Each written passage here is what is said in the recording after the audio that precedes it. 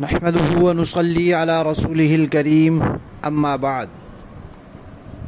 ترجمے والے قرآن پاک کا صفحہ نمبر 924، 25واں پارہ، سورہ زخرف، آخری رکوع، آیت نمبر 74 تا 78۔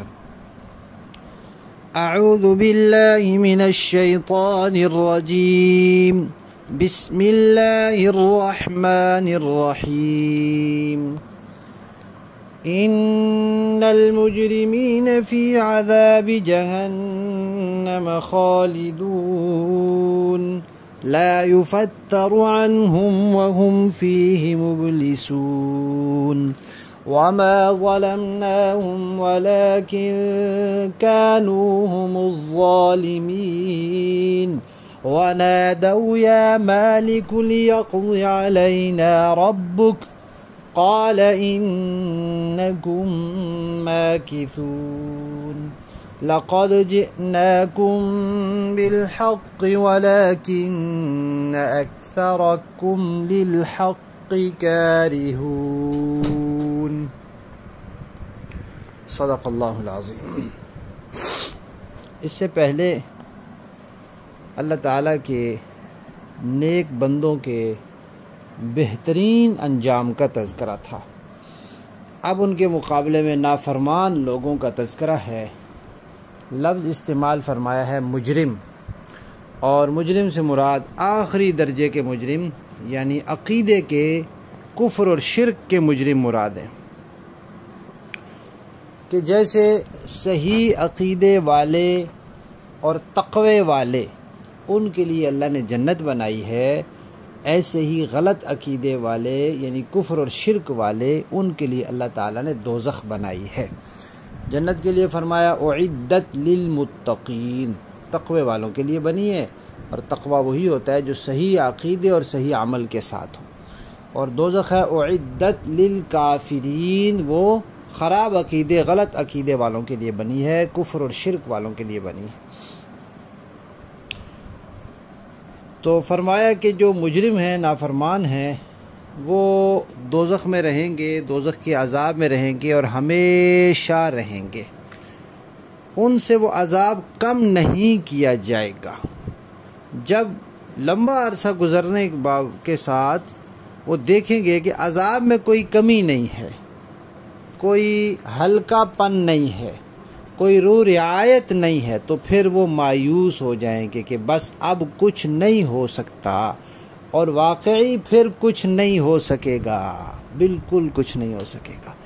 یہی مہلت ہے انسان کے پاس دنیا میں، یہاں کچھ ہو سکتا ہے، عقیدہ ٹھیک کر لے، عمل سنوار لے، اخلاق عمدہ کر لے، یہاں تو ہو سکتا ہے، وہاں کچھ نہیں ہو سکے گا۔ تو آس توڑ بیٹھے گا، نا امید ہو جائے گا کہ بس اب کچھ نہیں ہو سکتا، اب اسی عذاب میں مبتلا رہنا ہے، اور اسی عذاب میں ہمیشہ مبتلا رہنا پڑے گا۔ اللہ اکبر، استغفر اللہ۔ انسان ذرا تصور کرے کہ وہ دوزخ کا عذاب، اور پھر ہمیشہ، یعنی کبھی نہ ختم ہونے والا، کبھی نہ ختم ہونے والا، جس سے چھٹکارا ہے ہی نہیں۔ اللہ تعالی ہم سب کو اپنے حفظ و امان میں رکھیں، اور قبر کے، حشر کے، دوزخ کے ہر قسم کے عذاب سے ہماری حفاظت فرمائیں۔ اللہ تعالیٰ فرماتے ہیں کہ اب یہ دوزخ میں ہیں، اور دوزخ کا اتنا شدید ترین عذاب، اور وہ بھی پھر ہمیشہ کے لیے، لیکن یہ ان پر ظلم نہیں ہے، بالکل نہیں ہے، اس لیے کہ دوزخ جو ہے یہ کفر اور شرک کی سزا ہے، اور کفر اور شرک یہ عقیدہ ہے، اور عقیدہ جو ہوتا ہے وہ 1-2 دن کے لیے، 1-2 ہفتے کے لیے، 2-4 ماہ کے لیے، 2-4 سال کے لیے نہیں ہوتا، وہ ہمیشہ کے لیے ہوتا ہے۔ انسان جو عقیدہ اپناتا ہے تو اس کا ارادہ یہی ہوتا ہے کہ میں نے مرنے تک اسی عقیدے پر رہنا ہے، چاہے میری زندگی 1000 سال ہو یا 1,00,000 سال ہو، یا ہمیشہ زندہ رہوں تب بھی میں نے اسی عقیدے پر رہنا ہے۔ عقیدہ دائمی ہوتا ہے، تو اس لیے اس کی سزا بھی دائمی ہے اور اس کی جزا بھی دائمی ہے۔ پھر اللہ تعالیٰ فرماتے ہیں کہ ہم نے ان کے اوپر کوئی ظلم نہیں کیا، ہم نے دنیا میں ان کے اندر صلاحیت رکھی تھی، ان کے اندر ان کی فطرت کو ایسا بنایا تھا کہ وہ فطرت توحید کو قبول کرے، اندر رکھی تھی۔ پھر بیرونی اسباب بھی مہیا کیے تھے، نبی بھیجے، کتابیں بھیجی، نبیوں کے پیروکاروں کو بھیجا، ان کے کانوں میں آواز پڑتی رہی، توحید کی آواز پڑتی رہی۔ انہوں نے اس اندر کی آواز کو بھی دبایا اور اس بیرونی آواز کو بھی ٹھکرایا، تو خود اپنے اوپر انہوں نے ظلم کیا ہے۔ ان کو برائی اور بھلائی دونوں سمجھائے گئے تھے، دونوں راستے دکھائے گئے تھے، دونوں کا انجام بتایا گیا تھا، لیکن انہوں نے سننا تک گوارا نہیں کیا، سمجھنا گوارا نہیں کیا، بلکہ جھٹلایا، مذاق اڑائے۔ مذاق کیا اڑائے؟ پیغمبروں کے خلاف منصوبے بنائے۔ اگلے سبق میں پھر تذکرہ آ رہا ہے منصوبوں کا۔ تو فرمایا کہ اللہ نے ان پر کوئی ظلم نہیں کیا، یہ خود اپنے آپ کے اوپر ظلم کرنے والے تھے۔ اور پھر کیا ہوگا؟ جب وہ دوزخ میں عذاب سے تنگ ہو کر چیخیں چلائیں گے تو 1000 سال تک تو چیخو پکار کا جواب ہی نہیں دیا جائے گا۔ 1000 سال گزرنے کے بعد دوزخ کے جو ذمہ دار فرشتے ہیں، ان کو داروغہ کہتے ہیں، ان کا نام ہے مالک، اور جو جنت کے ذمہ دار فرشتے ہیں ان کا نام ہے رضوان۔ تو پھر دوزخ والے اس مالک سے کہیں گے کہ بھئی اپنے پروردگار سے کہو ہمیں موت ہی دے دے، نہ دے ہمیں جنت، نہ دے ہمیں دوبارہ دنیا میں، نہ بھیجے دوزخ سے، نہ نکالے، موت دے دے ہمیں، بس ہم مر جائیں، جان چھوٹے، ختم ہو، یہ عذاب ختم ہو۔ تو وہ مالک کہے گا نہیں نہیں نہیں، اب تمہیں ہمیشہ اسی حال میں رہنا ہے، یہی تمہارا انجام ہے۔ اللہ تعالیٰ فرمائیں گے کہ ہم نے سچا دین تمہیں پہنچایا تھا، لیکن تم سچے دین کو ناپسند کرتے تھے، تم چڑھتے تھے اس سے، تمہیں اس سے تکلیف ہوتی تھی، جب توحید کی بات کرتے تھے تمہیں غصہ آتا تھا، رسالت قیامت کی بات کرتے تھے تم آپے سے باہر ہو جاتے تھے۔ تو پھر اب یہ تمہارا اپنا کیا دھرا ہے، لہذا اب تمہیں یہی بھگتنا پڑے گا۔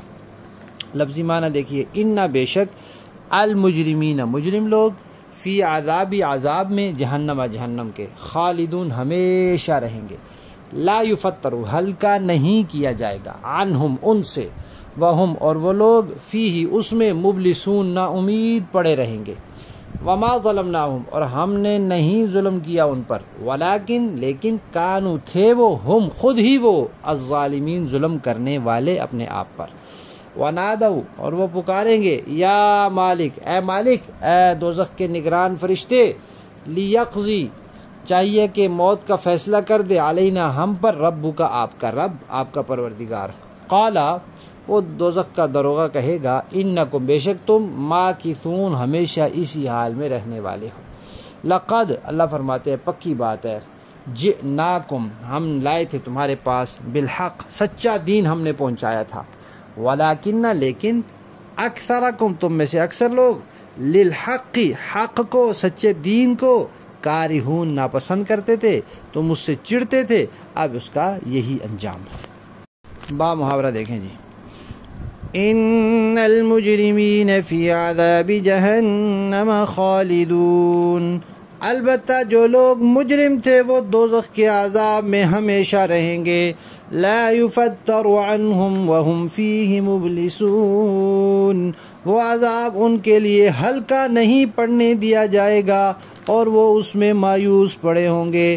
وما ظلمناہم ولکن کانوا ہم الظالمین، اور ہم نے ان پر کوئی ظلم نہیں کیا لیکن وہ خود ہی ظالم لوگ تھے۔ وَنَادَوْا يَا مَالِكُ لِيَقْضِ عَلَيْنَا رَبُّكَ، اور وہ دوزخ کے فرشتے سے پکار کر کہیں گے کہ اے مالک تمہارا پروردگار ہمارا کام ہی تمام کر دے۔ قال انکم ماکثون، وہ کہے گا کہ تمہیں اسی حال میں رہنا ہے۔